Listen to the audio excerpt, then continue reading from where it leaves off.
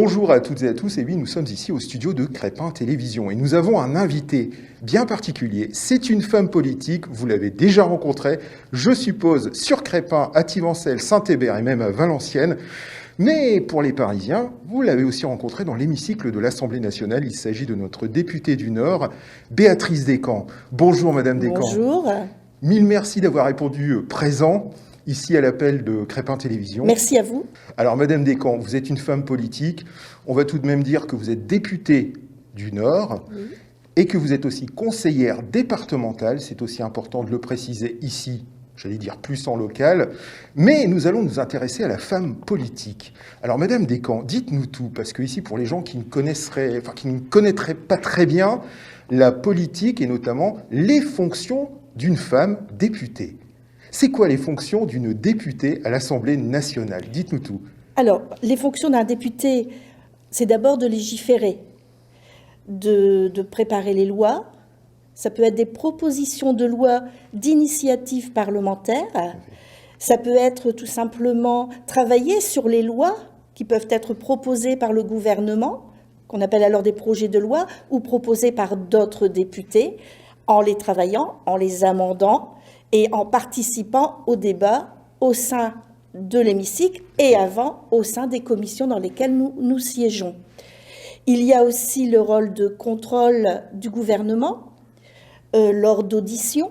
Nous auditionnons des ministres, lors des fameuses questions au gouvernement, que tout le monde connaît, je pense, mais aussi par le biais de travaux que nous menons. Je pense, par exemple, aux missions d'information, commissions d'enquête, etc.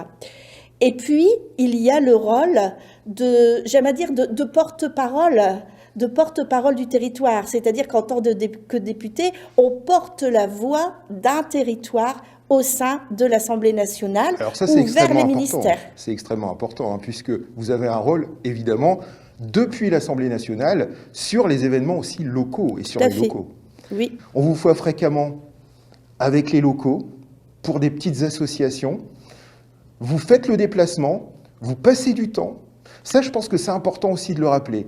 Le rôle aussi d'une femme politique, c'est aussi d'être sur le terrain. Alors dites-nous tout, parce que vous avez été très souvent sur le terrain pendant l'année 2021.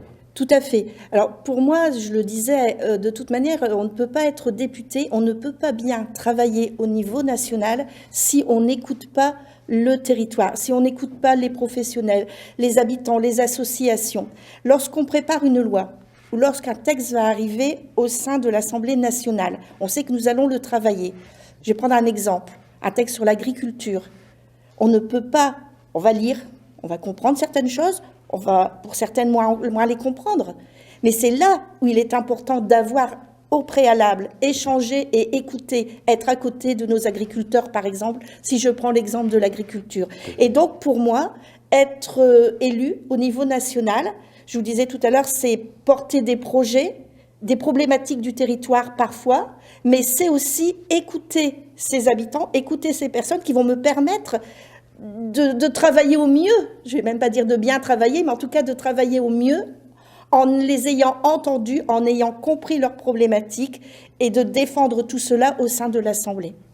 C'est un rôle qui n'est pas évident et vous l'avez bien rempli pendant cette année 2021 parce que vous étiez, et ce n'est pas moi qui le dis, mais ce sont tous les gens ici de la localité, que ce soit sur Crépin, Tivancelles, Saint-Hébert, Carouble, Onnain, Saint-Saulve, Valenciennes. 20 communes dans la circonscription. Vous étiez partout. Il faut quand même le rappeler ici aux gens de Crépin et même aux gens qui regarderaient cette émission. Mais en même temps, je voudrais revenir aussi sur des choses encore plus concrètes puisque vous avez eu l'occasion à l'Assemblée nationale d'avoir 2 propositions de loi assez étonnantes, nommer les enfants nés sans vie. Vous avez réussi à proposer et en même temps, ça a été acté, comme on dit. Alors dites-nous toi un petit peu de nommer les enfants nés sans vie. Pourquoi ce projet et sur quoi ça va déboucher? Alors, ce n'est pas moi qui l'ai proposé, je vais vous expliquer un peu le processus. C'est un sujet sur lequel j'ai été alertée quasiment dès après mon élection par des parents, parce que pour moi ce sont des parents, bien évidemment, de la circonscription. Et donc c'est un sujet que je travaillais, sur lequel je me documentais, et comment faire que les choses avancent. Et puis, il y a une sénatrice qui a écrit une proposition de loi à ce sujet. J'ai donc pris contact avec elle. Oui. J'ai souhaité la rencontrer. Nous nous sommes rencontrés au Sénat. Et suite à cela, elle m'a demandé si je voulais bien être rapporteur de cette loi à l'Assemblée nationale. Parce que vous savez qu'une loi fait la navette, elle peut être d'initiative de sénateurs ou de députés. En l'occurrence, l'initiative était d'une sénatrice. Mais après, quand elle arrive à l'Assemblée nationale, il faut ce qu'on appelle un rapporteur. Et le rapporteur, comme son nom l'indique, ne prend pas juste la loi telle qu'elle. De toute manière, on peut toujours amender. Ça, c'est le travail de tout député. Mais c'est d'abord de faire un rapport sur ce texte. Donc, j'ai travaillé sur ce texte. J'ai auditionné beaucoup de personnes, beaucoup d'associations, de parents concernés, pour ensuite bien porter ce texte à l'Assemblée nationale. Alors pourquoi c'est important? Parce qu'il faut savoir, alors s'il y a eu quelques avancées depuis 1993, il faut savoir que encore aujourd'hui, ces enfants nés sans vie, les parents ne pouvaient pas leur donner leur nom. C'est-à-dire que leur nom ne pouvait pas être inscrit dans le livret de famille. Depuis peu, ils pouvaient avoir un prénom qui pouvait être inscrit. Avant, il n'y a que depuis 1993 que les choses avancent. Elles ont avancé progressivement. Récent, mais le nom de famille ne pouvait être donné parce que, pour des raisons simples, en fait. Là, c'est symbolique, mais c'est important pour les parents, le symbole. Et pourquoi on ne pouvait pas leur donner jusqu'avant, pourquoi ce n'était pas toléré? Parce que donner un nom équivalait à une reconnaissance d'une personnalité juridique. Et il fallait arriver, non pas à détourner ça, mais à montrer que la loi pouvait insérer quelque chose de symbolique fort pour les parents. Et je peux vous dire que la nuit qui a suivi le vote de ce texte, puisqu'il a été voté à l'Assemblée nationale à l'unanimité, et il a été voté conforme, je vous expliquerai pourquoi après, j'ai eu des messages toute la nuit de parents concernés. Et aujourd'hui, je vous en parle, c'est encore beaucoup d'émotions. Vous avez la chair de poule, je le vois voilà, c'est ça, j'ai la chair de poule, c'est cela. Et donc, vraiment, c'est important. Et là, vous savez, à l'Assemblée nationale, on parle souvent sur du temps long, trop long. Ça peut paraître très long aux citoyens, ça nous paraît très long à nous. Ça demande beaucoup de temps de travail, etc. Mais lorsqu'on a une satisfaction comme celle-ci, voilà, ce n'est que, voilà, une satisfaction, j'avais presque envie de dire, ce n'est que du bonheur, alors qu'on parle de malheur.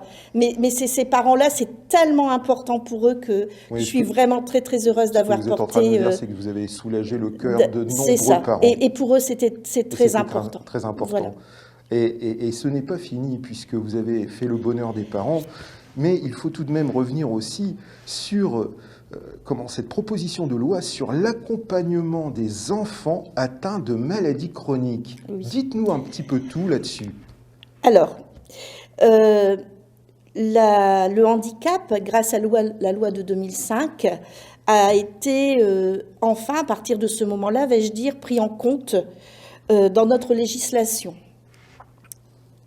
Je me suis dit, à un moment donné, puisque ça a été un travail de plusieurs années, cela, il y a aussi les enfants atteints de maladies chroniques. J'ai une expérience d'enseignante. Tout à fait, vous êtes une ancienne directrice d'école. Je savais qu'on pouvait faire des choses, on pouvait mieux accompagner encore. Et j'avais envie de dire, rassurer à la fois les parents, mais aussi les enseignants, et bien sûr les enfants, les adolescents atteints de maladies chroniques dans le cadre scolaire. J'étais partie sur cette idée et j'ai d'ailleurs parti au préalable sur les enfants diabétiques. D'accord. Mais là, à ce moment, quand on commence un travail, on se dit mais il n'y a pas que le diabète comme maladie chronique. Clair, c'est sûr. Et donc, il faut aller plus loin. Et donc, ayant cette idée, j'ai fait un appel un été sur les réseaux en disant, voilà, si vous êtes parent, si vous êtes enseignant, si vous êtes jeune adolescent et que vous avez rencontré peut-être des difficultés au sein de votre scolarité, n'hésitez pas à me faire remonter. Je veux travailler sur le sujet. Je ne savais pas à ce moment-là que je ferais une loi. Tout à fait. Je veux travailler sur ce sujet pour améliorer les choses. Mais vous avez eu beaucoup de retours. Et j'ai eu des centaines de retours. Voilà. C'était publié que 5 minutes après, j'avais des appels. Ce qui prouve bien que c'est vraiment... Voilà. efficace. Alors, ça paraît pas que beaucoup, quand on lit le texte, on se dit, il n'y a pas grand-chose. Et pourtant, alors c'est une première pierre, parce que j'aimerais que ça aille plus loin, bien évidemment. Mais cette première pierre, fallait la poser. C'est la première fois que dans la loi, on parlera d'enfants et de parents d'enfants atteints de maladies chroniques. Eh oui, ça c'est extrêmement important, mais vous ne vous êtes pas arrêtée là, Madame Descamps. Madame Descamps, qui est une ancienne institutrice, ici à Crespin, vous étiez la directrice de l'école Bellevue il y a quelques années, et vous êtes allée encore beaucoup plus loin pour les enfants, puisque dernièrement, un amendement a été voté, vous avez réussi, ça c'est une extraordinaire victoire, 20 millions d'euros attribués, alors dites-nous tout, attribués à la recherche sur les cancers pédiatriques. Comment êtes-vous arrivé j'allais dire, à faire voter ce type de loi qui, je pense que c'est une première même. Ça n'a jamais été réalisé avant, et je crois que vous êtes la première femme, et même peut-être même la première députée, à obtenir une telle somme pour, voilà, quand même, je le rappelle, 20 millions d'euros attribués à la recherche sur les cancers pédiatriques. Alors, je me permets quand même, parce que pour les gens qui ne savent pas, les cancers pédiatriques, ça ne se limite pas à la leucémie ni au lymphome. Vous avez le rétinoblastome, le sarcome d'Ewing, l'ostéosarcome, le neuroblastome, les tumeurs cérébrales. Enfin, vous avez fait quelque chose d'extraordinaire. Nous sommes en pleine crise sanitaire, vous avez réussi à faire quelque chose vraiment de pertinent, c'est-à-dire de donner de l'argent, mais enfin pour la recherche, et la recherche qui est vraiment utile, qui n'est pas celle que l'on connaît aujourd'hui, où parfois les millions sont un peu dépensés à tort et à travers, et vous avez réussi ce coup d'éclat, Madame Descamps, il faut quand même le dire. Dites-nous tout. Alors, effectivement, en fin d'année, dans le cadre du projet de loi de finances, et projet de loi de finances de sécurité sociale que nous votons, mais là ça se place dans le cadre du projet de loi de finances, on vote les budgets. Tout à fait. Voilà. Et il y a le budget dédié à la recherche. Et dès que je suis arrivée à l'Assemblée nationale, et je n'étais pas la seule, voilà, quand on parle de recherche, il y a aussi la recherche médicale. Tout à fait. Et j'ai souhaité très vite parler de cette recherche dédiée au cancer pédiatrique. Et avec mon groupe, et c'est moi qui avais porté avec mon président de groupe, il y a 3 ans de cela ou 4 ans, on avait fait une proposition de résolution pour que soit inscrit dans le projet de loi de finances un budget dédié au cancer pédiatrique. Et c'est surtout ça qui est important. Pourquoi ? Parce qu'il faut savoir que certains chercheurs disent la recherche, c'est une recherche générale. Pas besoin de budget dédié au cancer pédiatrique. D'autres chercheurs disent non, il y a des cancers spécifiques, et vous en avez cité parmi ceux-ci. Tout à fait. Et pour cela, il faut une recherche spécifique, même s'il y a un tronc commun. Exactement. Voilà. Et donc, cette proposition de résolution nous avait amené quand même à avoir, à ce moment-là, je me souviens que nous l'avons voté à 7h du matin, 5 millions d'euros, alors que ce soit écrit cancer pédiatrique, effectivement, recherche dédiée au cancer pédiatrique, et 5 millions d'euros par an pendant 4 ans. C'était déjà une victoire pour nous. Oui, c'était déjà une victoire. C'était déjà une victoire pour nous. Mais c'est allé encore plus loin. Mais chaque année, bien évidemment, parce que je travaille beaucoup avec les associations, et je ne suis pas la seule, je tiens à le dire, loin de là, et heureusement, et tant mieux. Je travaille beaucoup avec beaucoup d'associations de parents, malheureusement, qui ont perdu un enfant d'un cancer, et effectivement, pour échanger avec eux, parce qu'on voilà, on est poussé à le porter avec eux, et c'est pour ça qu'il faut continuer à échanger toujours avec eux. Et on était arrivé avec ces 5 millions d'euros, on avait vu avec le ministère, à ce que les parents puissent avoir un regard sur l'utilisation. J'étais allée au ministère. Ça, c'est très important. Voilà. Et donc, chaque année, au moment du PLF, on tente. On fait des amendements. Et cette année, donc plusieurs députés de plusieurs groupes avaient fait des amendements, mais j'étais la seule à oser présenter un amendement de 20 millions d'euros. Et puis, la chance que j'ai eue peut-être, et même sûrement, c'est que c'est mon amendement, parmi les amendements qui voulaient apporter une somme supérieure, c'est mon amendement qui a été débattu le premier. Et que, voilà, donc j'ai défendu mon amendement. Et vous avez convaincu. Et comment? Vous avez convaincu. Et je pense que j'ai convaincu dans l'hémicycle, et j'ai pas demandé de scrutin public sur le vote. Et je peux vous assurer que le temps, donc quand c'est comme ça, on vote à main levée. Et que le temps que le président compte les mains, puis certaines faisaient, faut le dire, malheureusement. Oui, ça se lève et ça se baisse et ça se lève. Je n'osais plus tourner la tête, j'avoue. Et quand le président a dit adopter, je peux même pas vous dire ce que j'ai ressenti. C'était extraordinaire, parce qu'on n'y croyait même pas. C'était extraordinaire. C'est extraordinaire, et je pense que vous avez fait un pas en avant pour la recherche de ces cancers pédiatriques pour les enfants, mais en même temps, c'est un vrai pas en avant puisque ça n'avait jamais été voté. Non. Et ce que je voulais dire aussi, c'est que, vous voyez, vous m'avez dit, c'est beaucoup 20 millions. Et certains vont dire, mais qu'est-ce que c'est 20 millions? Parce que je l'ai vu écrit. Donc, le fait de pouvoir exprimer aujourd'hui que pour arriver à ces 20 millions, il a fallu des années et des années. Tout à fait. Et que ça s'est joué à peu de choses près, au niveau des voix. Si, c'est beaucoup. C'est beaucoup. Et je peux vous dire que les associations, aujourd'hui, me recontactent en disant, maintenant, il faut qu'on sache comment ça va être utilisé, est-ce qu'on va pouvoir travailler avec le ministère, etc. Donc, je continue mon travail, parce qu'aujourd'hui, c'est ce que j'aimerais, que les parents puissent, ces associations, représenter aussi et travailler avec le ministère sur l'utilisation. Parce que si on est voté, maintenant, comment vont-ils être utilisés? Enfin, une bonne nouvelle d'une femme politique. Moi, je vous redis encore merci, Madame Descamps, parce que c'est quelque chose qui est assez unique en son genre. Et aujourd'hui, c'est important, je pense, de le préciser, plutôt que de parler à tout bout de champ des problèmes d'intérêt financier à droite, d'intérêt financier à gauche ou au centre. Là, pour une fois, c'est l'intérêt général qui prime, grâce à vous, Madame Descamps. Mille merci. Merci. J'ai une dernière question. Oui. Quelle sera donc, parce que vous êtes une ancienne directrice, vous êtes députée du Nord, mais vous êtes aussi conseillère départementale. Alors, il y a un lien très fort avec la région. Alors, Madame Descamps, c'est quoi le futur d'une députée du Nord et le futur d'une conseillère départementale? Expliquez-nous. On a compris que vous alliez encore défendre de nombreux projets, mais qu'est-ce que vous avez encore envie de faire, concrètement? Si je puis dire. Oui, écoutez, ici, vous le savez. Alors, en tant que conseillère départementale, j'ai été réélue l'année dernière. Alors, pourquoi ce mandat de conseillère départementale? Alors, d'abord parce qu'au sein du conseil départemental, on travaille, comme son nom l'indique, pour notre département, donc pour nos communes. Et je siège au sein de la commission, par exemple, de la ruralité. Donc, issue de petites communes, je pense que je peux avoir un regard sur ce qui peut être voté en faveur de ces petites communes. Et c'est ce à quoi je m'attelle. Et puis, je siège aussi dans la commission de l'éducation. Et là, même commission qu'à l'Assemblée nationale. Et je pense que l'un apporte à l'autre forcément.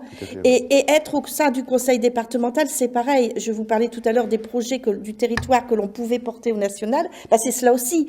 Je connais les difficultés que peuvent rencontrer les conseils départementaux, par exemple, dans le domaine du social, dans les domaines financiers, souvent, de toute manière, les besoins en tout cas, les besoins pour apporter beaucoup à notre population, il y a des besoins. Et ces besoins, parfois, c'est compliqué de trouver l'argent pour mener au mieux cette politique qui est celle que l'on veut mener. Et donc, tout cela, on peut le faire remonter au niveau national en tant que député. Donc, c'est pour ça que pour moi, c'est important. Bien, voilà. Je crois que tout a été dit. Je crois que Madame Descamps nous a expliqué un petit peu quel a été son rôle et quel sera encore son rôle dans les prochains mois. Il faut quand même l'expliquer. Ici, sur Crépin Télévision, vous voyez les hommes et femmes politiques. Là, nous en avons une ici, qui est originaire de Tivancelles, juste à côté de Crépin. Et il faut quand même l'avouer, vous avez fait un travail absolument remarquable et vous avez réussi quand même à aller beaucoup plus loin que ce qu'on imagine, puisqu'ici, sur place, on imagine toujours les femmes politiques et hommes politiques un peu détachés de la réalité, un peu loin, finalement, des soucis locaux, entre guillemets. Mais je pense que vous avez encore une petite chose à nous dire, il me semble. Alors, peut-être deux petites choses, puisque il est selon vous, important d'exprimer Tout à fait, oui. le travail que peut faire une députée ou un député. Et donc, je vais juste dire deux petites choses. Peut-être rebondir aussi sur ce que je disais en préambule et ces dossiers du local que l'on peut porter au national. Parce que ça aussi, c'est important, il faut le savoir. Je peux vous en citer quelques-uns. Je ne suis pas là pour faire la promotion de ce que j'ai fait. Et d'ailleurs, je le fais très rarement. Je vais prendre le sujet de la ligne Valenciennes-Mons, par exemple. C'est un sujet que je travaille. J'ai organisé une table ronde en début d'année en me disant, beaucoup y travaillent depuis longtemps parce qu'on sait que c'est important pour nos industries. Et puisqu'on y travaille depuis longtemps et que ça n'avance pas, peut-être que si on se met tous autour d'une table, bon, voilà. Donc et après, on continue à travailler avec la préfecture, avec les ministères. Je pense aussi à la situation fiscale, nous des travailleurs frontaliers, nous qui sommes à la frontière. Donc ça, ce sont des problématiques qui remontent du terrain. Ce sont les gens qui viennent vers moi, qui me le disent, ou que je connais par nos échanges, par l'écoute, tout simplement. Et tout ça, je pense qu'il ne faut pas l'oublier dans ce rôle de député. En tout cas, pour moi, c'est très, très important. La semaine dernière, j'ai posé une question au gouvernement sur la DGF, la dotation globale de fonctionnement, parce que certaines communes sont pénalisées. Il y en a dans notre circonscription qui sont pénalisées. Je l'ai porté. Et tout ça, je le répète, mais c'est le rôle pour moi d'un député. Vous aviez parlé de Saint-Saulve. J'ai parlé de Saint-Saulve, effectivement. Enfin, voilà. On a ce rôle, et ce rôle est pour moi très important. C'est pour ça que je me permets de l'ajouter, parce que, non pas pour dire que je fais, mais pour dire que j'essaie de faire, parce qu'il est important de faire. Mais vous avez raison de signifier... Et juste, peut-être, vous avez parlé de l'avenir. Tout à fait, oui. Donc là, pour l'instant, nous sommes en période préélectorale, donc je n'ai pas encore donné ma décision pour un prochain mandat, mais juste préciser cela pour pas que l'on interprète, voilà. Mais voilà, simplement. Mais tout à fait. Ce que je voulais dire. Ici, nous ne sommes pas là pour faire juste une tribune de parti politique. Justement, c'est pour ça que j'ai accepté de venir. Voilà, c'est exactement ça, mais c'est surtout pour parler des choses concrètes qui ont été faites et réalisées par vous et votre équipe. Merci. Voilà, ça c'est extrêmement important. L'équipe aussi, c'est vrai. Voilà, il faut le rappeler, parce que vous êtes entouré d'une équipe, oui. Ça aussi il faut le signifier. Donc un travail important d'une femme politique de chez nous, qui a eu des résultats, il faut le signaler. En tout cas, moi je vous remercierai jamais assez d'être passé par chez nous sur le studio, ici dans le studio de Crépin Télévision, et je vous souhaite plein de bonnes choses pour cette nouvelle année 2022 et surtout la santé. Merci. Pour vous, Madame Descamps, pour vos proches et pour tous nos téléspectateurs. Voilà. Merci beaucoup. Merci.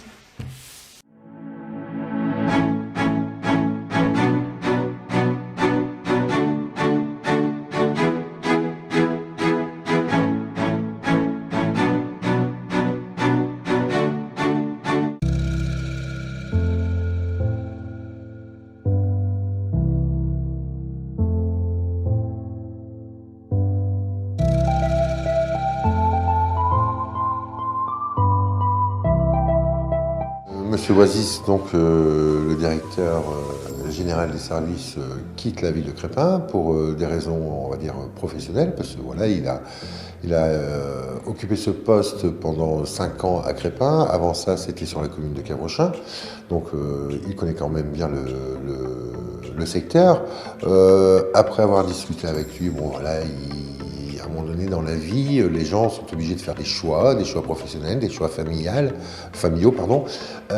Et là, Karim a décidé, voilà, de nous quitter. C'est vrai que vous l'avez signalé, que ce n'est pas en désaccord. Je mets vraiment un point d'honneur pour le signaler. Ce n'est pas en aucun cas en désaccord avec la municipalité, puisque déjà avec mes prédécesseurs, il avait déjà eu cette envie de quitter Crépin, et ça s'est pas fait. Quand je l'ai rencontré le lendemain des élections municipales de Crépin, je lui ai apporté toute ma confiance et il m'en a remercié, justement parce que la mode veut, quand un maire arrive, forcément on limoge le DGS en place, parce que soi-disant qu'on n'a pas la même politique de la ville, qu'on n'aime pas les mêmes visions, mais avant toute chose, avant de voir cette politique, j'ai vu en Monsieur Oasis, en Karim, l'homme qu'il était.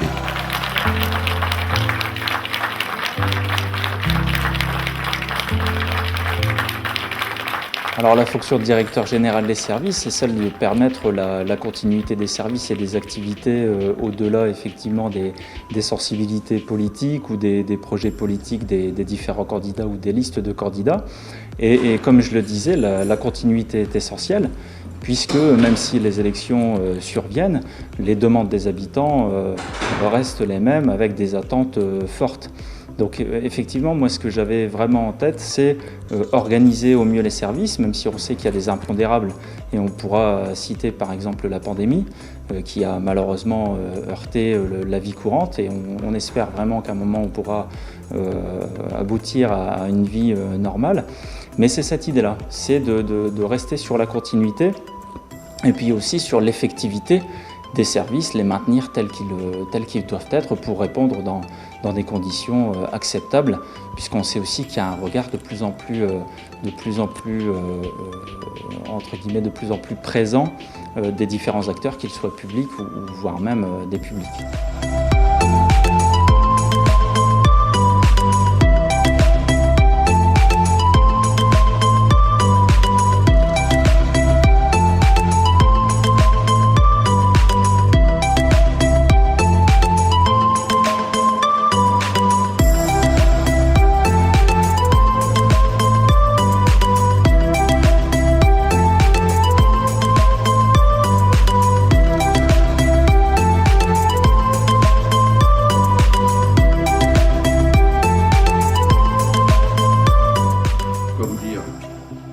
D'extraordinaire, vous savez.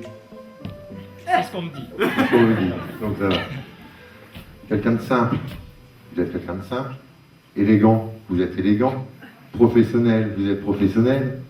Donc j'essaie de trouver des défauts, mais depuis 7 mois que je suis en place avec le conseil municipal, sincèrement, si je dois chercher, j'en trouve aucun. Qualité d'écoute, de conseil,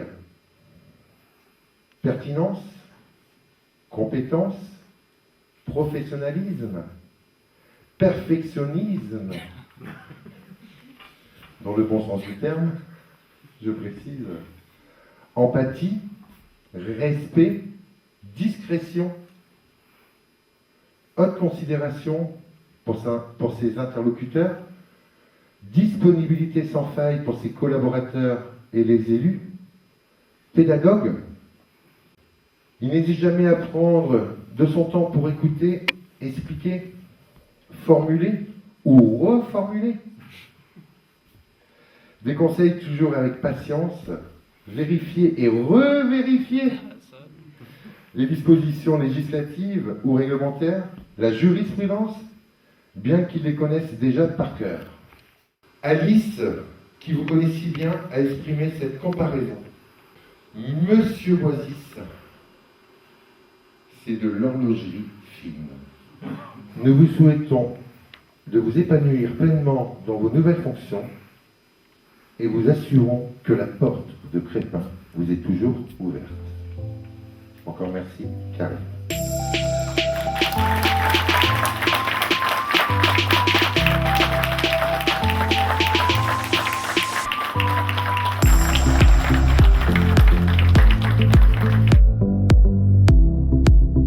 Je vous remercie vraiment pour votre reconnaissance, pour les mots qui ont été prononcés. Même si pour moi, le fait de travailler pour une collectivité, c'est vraiment une conviction. Mais bon, j'ai pris beaucoup de plaisir à travailler avec vous, parfois dans des événements qui ne sont pas toujours évidents, mais je tenais à vous dire que j'ai vraiment aimé travailler avec vous. Voilà. Merci à vous en tout cas pour votre connaissance. Merci. C'est vrai que le territoire de Crépin, je le connais depuis quelques années. Je connaissais aussi le territoire quiévre-chinois, puisqu'en fait on a un territoire juste à côté que je connais bien. Et c'est vrai qu'il y a plusieurs éléments qui sont rentrés en ligne de compte, dont l'idée de vouloir connaître une nouvelle expérience. Et puis aussi, c'est ce que j'ai exprimé ici à Monsieur le maire, mais j'avais déjà aussi précédemment exprimé ce propos-là, celui d'avoir un petit peu plus de temps dédié, parce que sans vouloir prétendre à une certaine philosophie, le temps nous manque dans nos périodes, on se concentre sur énormément de choses. Et puis effectivement, on a parfois un peu moins de temps pour soi, pour son entourage, sa famille, voire même se repositionner en se disant finalement la vie avance et comment je peux être au service de mon activité professionnelle aussi, mais également auprès d'autres enjeux ou intérêts. Donc c'était ça l'idée, c'était vraiment de se dire j'arrive à un point de ma vie professionnelle puisque je suis dans le secteur depuis une petite quinzaine d'années maintenant, sur Crépin depuis un peu plus de 4 ans et demi, et j'ai toujours cette volonté-là de me dire je fais un point d'étape d'où je viens vers où je vais.